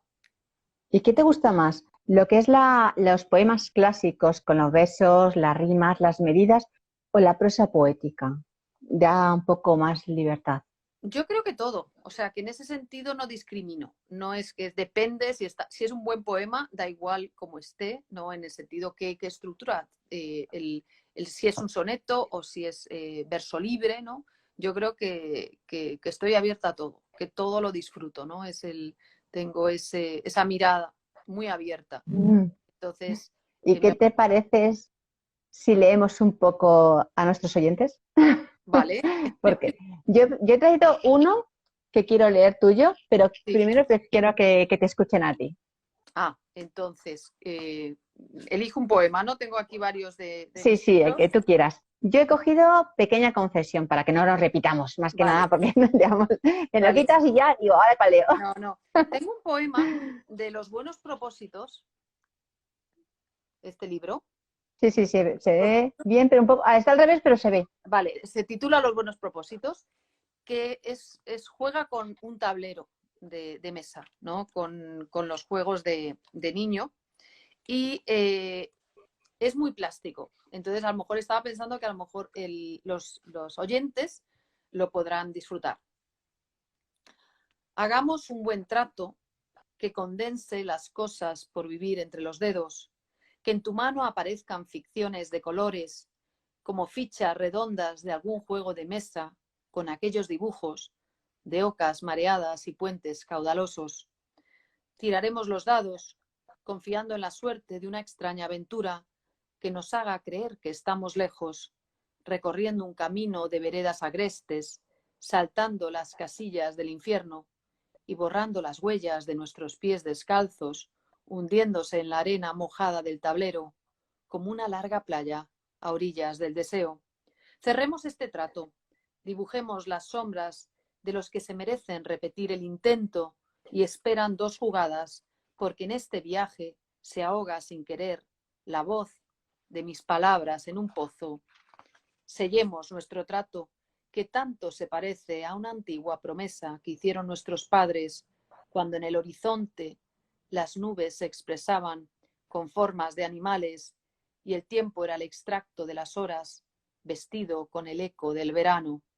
Tal vez tengamos suerte y en alguna partida que quede por echar cambiemos el destino de los dados y así pueda escribirte que ganó nuestra infancia y en ella sobrevive el amor que nos queda, como el aliento intacto de la nieve en los picos más altos. Qué bonito, precioso. ¿En qué te inspiras para escribir? Pues a mí me gusta la poesía porque es como el espacio más íntimo, ¿no? Son las sensaciones, ¿no? En este caso es el juego de la oca que se convierte en un poema, ¿no? Tanto en mi narrativa como en mi poesía hay una gran nostalgia por la infancia, ¿no? Ese espacio feliz de la infancia es muy importante, ¿no? Entonces, no sé, es así que es parte de mí. Lo de escribir poesía es parte de mí y además me salía con mucha naturalidad porque yo soy una niña y una adulta que escribe diarios. Yo siempre estoy anotando a mano, siempre. Trabajo muchísimo a mano. Todo lo que escribo lo he escrito primero a mano. Es muy gracioso el proceso. Entonces, madre mía, escribir una novela así. Pues sí, por ejemplo, un libro así. Amigo, tengo esta la que acabo de sacar. Sí. Es una novela que tiene un montón de cuadernos de hojas. Madre primero mía. escrita a mano. Y además que es un proceso muy interesante porque así voy editando, voy releyendo. Me gusta mucho dibujar. Escribir. Las palabras, el trazo de la queda mano. Muy bonito. Es distinto pues... y además como elaboras pensamiento y luego ya lo paso por las tardes, lo paso al ordenador, pero siempre hay una primera pulsión, el primer trazo es a mano. Escribiendo. Qué bueno. Sí. Pues yo voy a leer uno que se llama Pequeña confesión, pero primero quiero saludar a algunas personas que están aquí mandando mensajes, a Ángel, a Pere Turrión, a Cés José María, MM Omen, a Torvega, Josito San, Playa Cádiz, Benque Loe, Crismar, Basul, Biblioteca Tía Vieja, Pedro Palmier, te dice hola y Ana y compañía, Federico, a Ana Alcalde Jiménez, Borque, bueno, bastantes más personas que están por ahí, saludados a todos, muchas gracias por estar aquí, hola Suf, Correal Nicolás, Francisca García, bueno, un beso a todos vosotros y voy a leeros un poema de Ana que a mí me ha gustado muchísimo. La verdad que me costó elegirlo. ¿Te acuerdas que te lo dije? Y dije, uff, complicado, complicado, porque me encantaban. Esta es muy chulo, a ver si os gusta. Se llama Pequeña confesión. Si yo soy tu dueño, ¿por qué me siento sola cuando me sueñas? Llego arrastrándome a tu boca cuando duermes y no sé cómo empezar a contarte una historia que se parezca a ti, para que nunca sepas que yo vivo contigo. Los sueños somos como las sombras, pertenecemos a un solo cuerpo, pero queremos ser otra persona. De Compañera de celda del 2006. Sí. Estos son preciosos. O sea, es que a mí me encantan porque es como si abrieses tu corazón y nos contases tus sentimientos. La verdad que la poesía, yo he empezado a leerla y a escucharla, a recitar, hace relativamente poco tiempo, pocos años, y le he cogido un gustillo que yo, reconozco que es complicado escribir muy bien poesía. Es muy complicado. Tienes que primero saber mucho para poder controlar las clases de rimas, los versos, si es verso libre, bueno, y desde luego saber transmitir esos sentimientos. Eso lo veo muy complicado. Pero bueno, tú continuaste con el teatro. Sí, ¿Cómo te volviste hacia ese género? Cuéntame, porque has tocado todos los palos. Sí, yo soy muy teatrera. Estaba pensando que en la novela Amigo mi protagonista es una poeta y que la novela Amigo, aparte de recopilar los materiales de Lorca y Amigo y toda la parte del archivo, lo que me interesó mucho trabajar es el personaje de Inés Sánchez Cruz, que es una poeta, pero una poeta al 100%, que lo siente, que lo transmite y además está en esa etapa de sufrimiento poético que está pasando, ¿no? El teatro es un espacio que ha estado siempre en mí. El teatro, y además tengo varias obras, mira, aquí tengo La Redención, que está en Reino de Cordelia, y Amor muy frágil, esta es la primera que publiqué en Reino de Cordelia, que hace unas ediciones maravillosas y se lee muy bien, la verdad. Y el teatro me llega con 40 años. Es muy interesante porque yo siempre he tenido debilidad por el teatro, pero cuando era muy joven, cuando era adolescente, empecé a sufrir ataques epilépticos.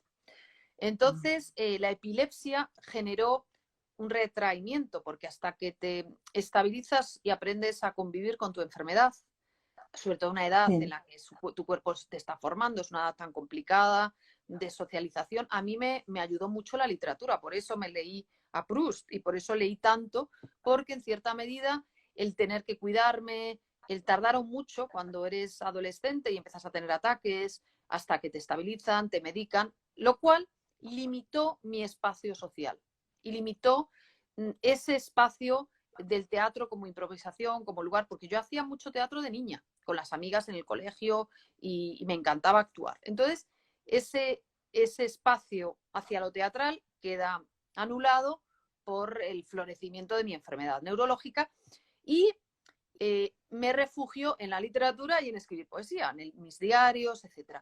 Entonces, el teatro queda parado, sigo viviendo la vida, aprendí a convivir con la epilepsia, aprendí a cuidarme mucho, a llevar una vida muy ordenada, que era la forma de prevenir que no me dieran ataques. Y me sucedió una cosa muy curiosa. Cuando cumplo 40 años, estoy ya en Iowa, el médico decide quitarme la medicación porque el riesgo de tener ataques es exactamente igual que cualquier otra persona. Llega un momento que mi cerebro encontraron digamos, la evolución médica. Cuando estaba en Dartmouth encontraron el origen, ese interruptor que generaba mis ataques, que es una cicatriz dentro de mi cerebro. Y me dicen, bueno, vamos a quitarte la medicación porque tienes el mismo riesgo y si no, te estamos cargando mucho el hígado, ¿no? Toda química. Entonces, es una cosa curiosísima. Me quitan la medicación, estaba yo en ese proceso de estar metida en la intensidad de hacer un programa de MFA, con toda la gestión, con todas esas ansiedades. Y claro, había tanto trabajo, tanto movimiento que no me salían poemas. Empecé a ver una obra de teatro, Amor muy frágil, que es mi primera obra de teatro. La escribo en 2012, es 2011, y la termino en el verano del 2012 empecé a escribirla en ese 2012 y con el encanto de que me voy de profesora visitante a St. Gallen, en Suiza, y acabo montándola con un grupo de actores. Entonces, qué bueno, ¿no? Fue impresionante. Qué orgullo. Fue impresionante.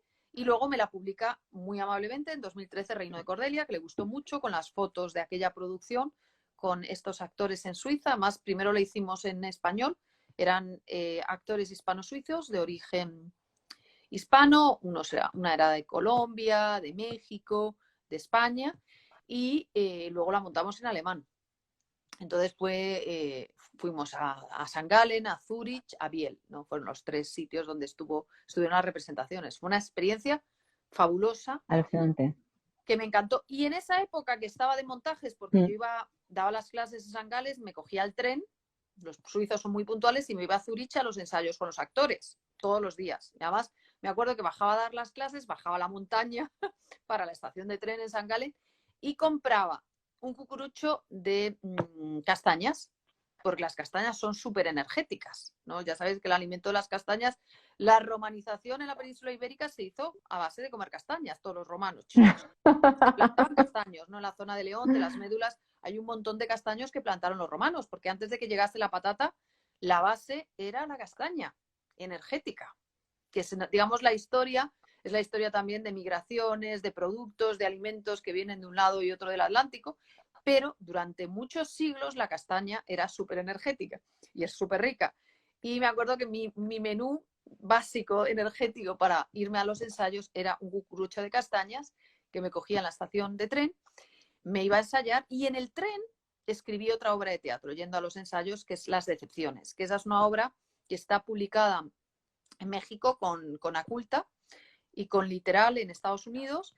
Es una copublicación y esa es una obra de teatro que transcurre en un taller de escritura creativa. Son con un profesor que es un novelista y hay 2 chicas y un chico. Él quiere ser novelista, una de ellas quiere ser dramaturga y la otra poeta, ¿no? Entonces me ha interesado mucho el tema de la creatividad, de los géneros, de esa habilidad para narrar el mundo, desde qué lugar, desde qué mirada, desde qué tipo de literatura, y eso está en las Decepciones. Y después de Las Decepciones escribí La Redención, que esta me gusta mucho. Bueno, me gustan las 3, lo pasé muy bien escribiéndola.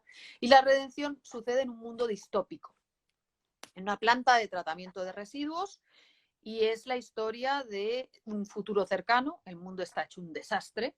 Entonces son un grupo de personas que están en una planta de tratamiento de residuos y lo que les pasa allí. Y una de ellas está obsesionada con que vendrán los extraterrestres a ayudarnos con semejante desastre. No cuento más. Espero que los que les interese ese tipo de historia se animen a buscarla, porque igual la editó maravillosamente Reino de Cordelia y se lee muy bien. Se lee casi como una novela. Y bueno, y dime una cosa, ¿por qué decides publicar ciertos libros en distintos países? ¿Cómo tomas la decisión? Bueno, se da la circunstancia, yo viajo mucho y de pronto, bueno, encuentro un editor, distintos editores que les interesa mi trabajo y se lo mando y me lo publican. O sea que estas relaciones que internacional con los editores, claro, vivo en Estados Unidos, viajo, entonces, bueno, siempre está el mundo editorial de las grandes editoriales, pero también hay editores independientes muy interesantes que tienen mucha inquietud por lo literario, porque el teatro, Reino de Cordelia es una editorial española preciosa, donde hay que darle una medalla a Jesús Ejido, porque el teatro también se lee y él tiene la generosidad de publicar teatro. Entonces, la verdad que sí.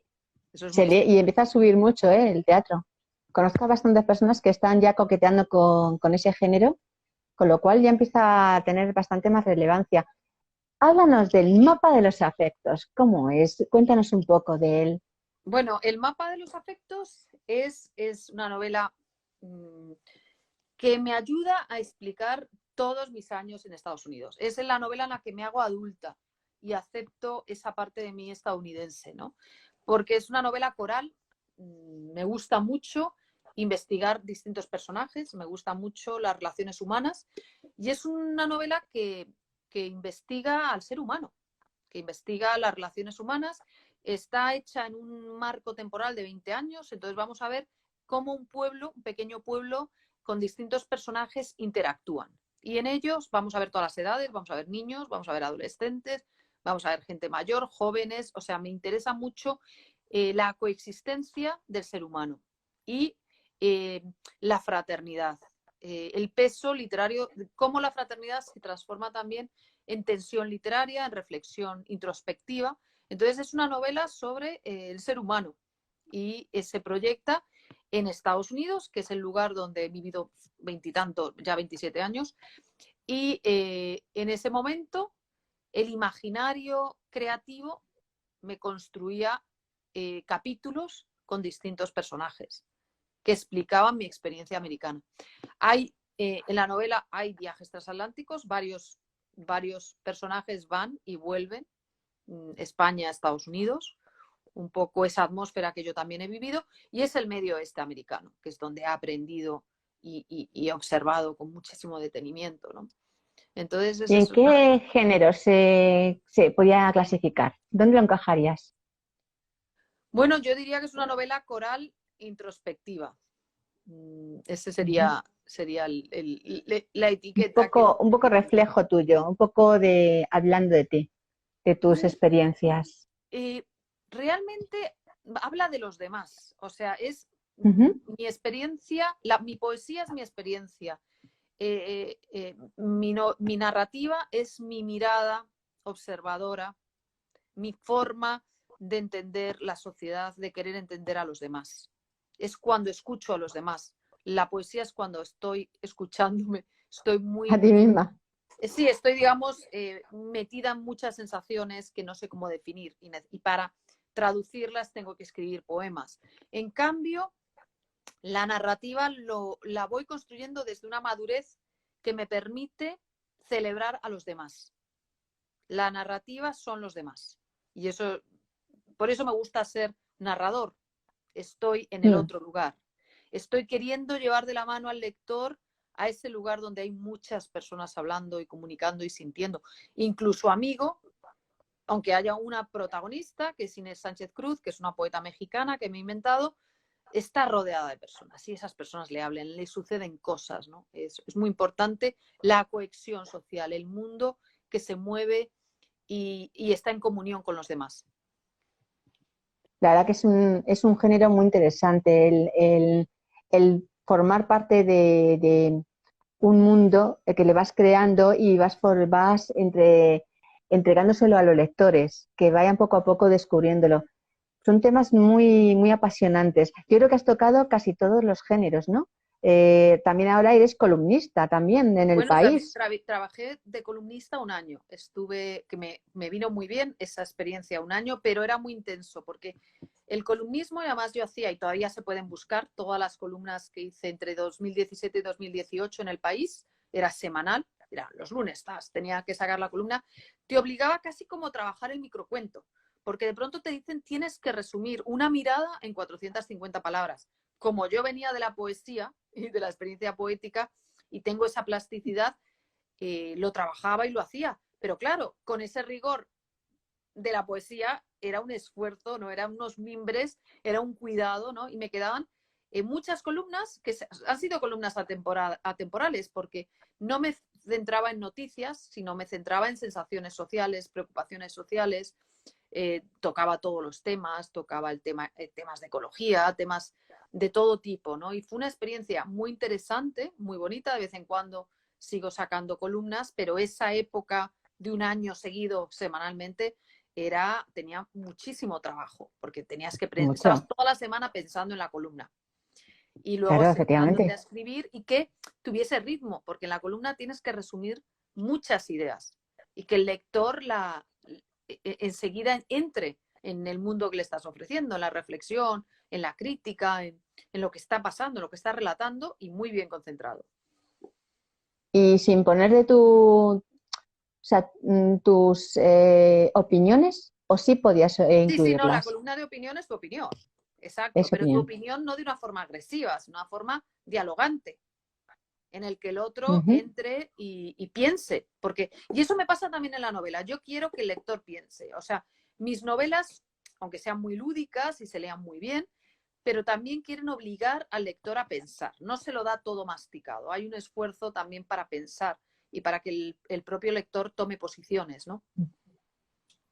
Sí, sí, sí, y decida perfectamente si lo que está leyendo le parece correcto, si lo que es la actuación de los personajes son las que él lleva a cabo. ¿Puede ser por ahí por donde vas? Bueno, claro, que el lector se ponga en el lugar del otro y diga, bueno, ¿cuáles son las decisiones? Trate de entender las decisiones de los personajes y se vea, si se vea en esa misma situación, ¿no? Es lo que se llama generar empatía introspectiva, ¿no? Que es parte de la literatura. Dime una cosa, ¿cómo crees que ayudaría ahora mismo la literatura a los jóvenes? ¿Crees que le puede motivar, le puede sacar de ciertos prejuicios que tienen ahora mismo con el mundo de los adultos? Claro, el problema que están pasando ahora mismo con los jóvenes y también con los adultos, ojo, que también los adultos cometen los mismos errores, porque cuando voy a ferias del libro veo a los padres comprando para sus hijos, venga el niño, tal, los libros y tal, pero luego eso no se compra ninguno. Yo les digo, si ustedes quieren desarrollar y que su cerebro sea más esponjoso y elaborar pensamiento abstracto e imaginación, hay que leer. O sea, hay otro tipo de herramientas lúdicas que están muy bien, ¿no? Porque uno llega cansado y quiere muchas veces sentirse, descansar a través del lúdico pasivo, no pensar, ¿no? Claro. Lo que dice desconectar, ¿no? Y a la gente le engancha mucho meterse en el móvil a desconectar, pero o en la televisión o los chavales con los videojuegos, pero ese tipo de desconexión es una desconexión pasiva que paraliza, o sea, que no genera emociones que te ayudan a enfrentarte a dificultades, o sea, no te dan estrategias de supervivencia ni de superación, te dan otra cosa. Entonces, lo que pasa con los jóvenes es que si tú no les abres ese espacio de la imaginación, de la creatividad a través de la lectura, te encuentras niños y jóvenes muy frustrados. Porque, claro, el videojuego pasivo, estamos hablando de respuestas instantáneas pasivas, pero no estamos hablando de desarrollo de pensamiento. Entonces, luego son personas que van a tener muchas limitaciones en la vida. Cuando dices, la gente que no tiene inteligencia emocional, que es muchas veces porque no han desarrollado ese talento. Es una cosa que se desarrolla con la educación y con la lectura. Porque cuando aprendes muchos puntos de vista, cuando aprendes a escuchar, uno cuando está leyendo y vas leyendo, pasando páginas, aprendes a escuchar, porque o sea, el ritmo de lectura es un ritmo de pensamiento elaborado. Tienes que estar construyendo palabras a través del pensamiento. Entonces, requiere un esfuerzo y un ejercicio muy sano, como el que cuando vas a correr y haces ejercicio y dices, qué bien me encuentro, estás ayudando a tu cuerpo, ¿no? Lo mismo con la lectura. O sea, el hábito de la lectura es fundamental, igual que comer sano. Si tú no comes determinados alimentos, pues luego vas a tener anemia, vas a tener problemas en los huesos, etcétera. Si tú no te lavas los dientes día a día, pues se te caerán todos los dientes a determinada edad. Lo mismo con la lectura. Si tú no lees, que es un alimento que es básico para el desarrollo de tu cerebro, luego vas a tener carencias. O sea, esta persona, los niños que no les han ayudado con la lectura, que no les han dado libros, les están generando problemas futuros. Como a un niño que le estás alimentando mal, le estás dando muchísimos hidratos de carbono, no le prestas atención, va a tener carencias emocionales, va a tener problemas de salud, etcétera, etcétera. Lo mismo con la lectura. Entonces, es una herramienta fundamental en nuestro desarrollo. O sea, no es...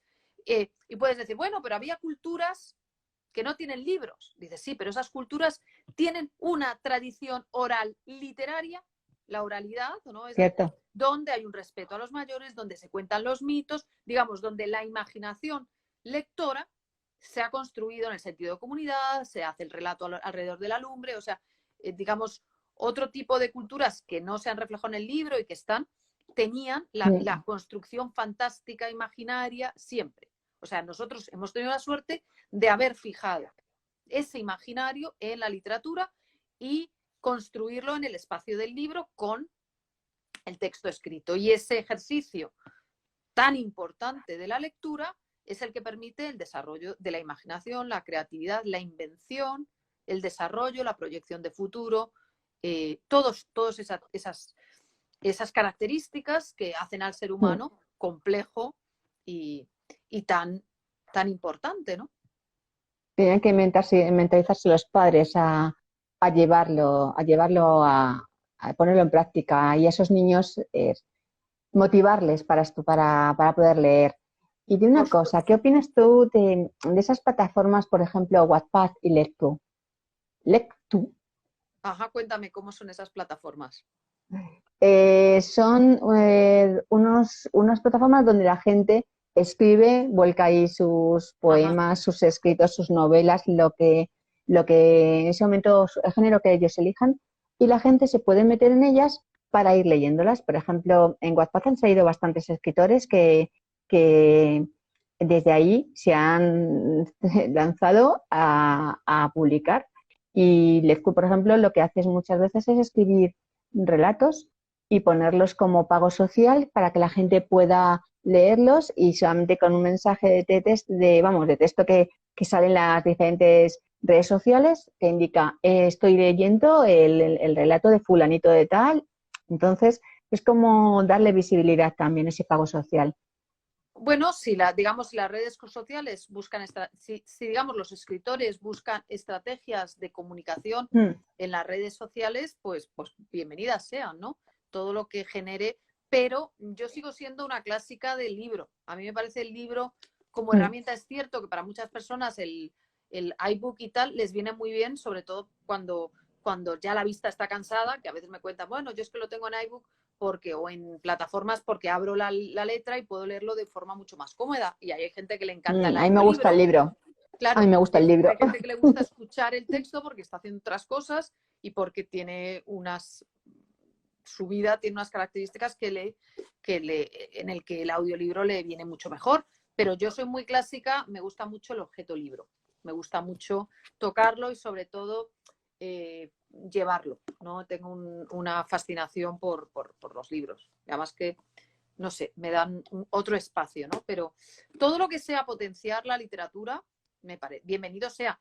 Pero una cosa que me parece muy importante es leer a los clásicos, no perder de vista la tradición literaria, no perder de vista la literatura en todas sus épocas. Para aprender del pasado y del futuro hay que leer en todas las épocas, ¿no? Entonces, bueno, y también todos los géneros, no tenerle miedo a ningún género. La literatura te ofrece distintas ventanas y todas son enriquecedoras. Efectivamente, estoy de acuerdo. Ana, ¿dónde te pueden encontrar? ¿Dónde pueden buscar tus libros? Bueno, pues hay una red que se llama todostuslibros.com, donde están todas las editoriales, digamos,